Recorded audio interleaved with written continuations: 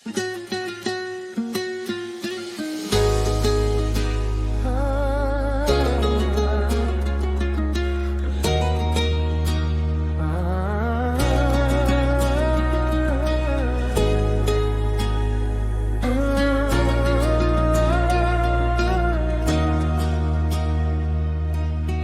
adımımda yanımda sen,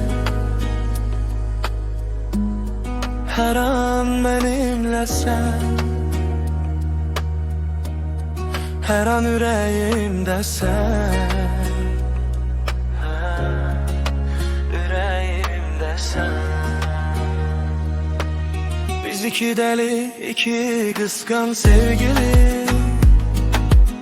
Yüreğim sende, senin yüreğin bende gizli. Dünyaya karşı yalnız ikimiz. Bu sevgi bu hem derman hem de biraz ceza kimi. Biz iki deli, iki kıskan sevgili. Gece gündüz savaşırız özümüz ve seninle bir. Herkese karşı birlikteyiz biz. Bu sevgi hem derman hem de biraz ceza kimi. Hey! Gece yazdığın kısa mesajlar,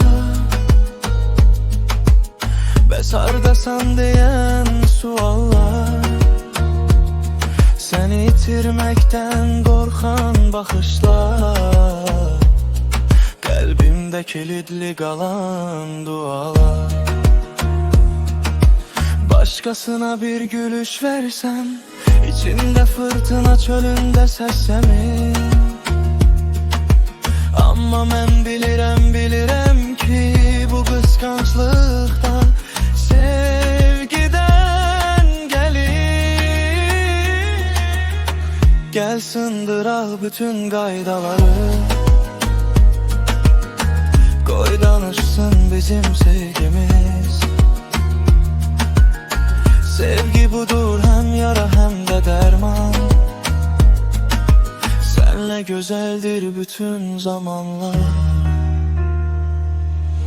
Biz iki deli, iki kıskan sevgili.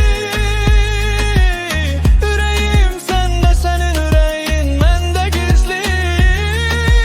Dünyaya karşı yalnız ikimiz. Bir sevgi bu hem derman hem de biraz ceza kimi. Biz iki deli, iki kıskan sevgili. Bu hayatın içinde taptık birbirimizi. Dünyaya karşı dayanırız biz. Bu sevgi hem derman hem de biraz ceza kimi. Modern Azeri Pop Music. Family Voice.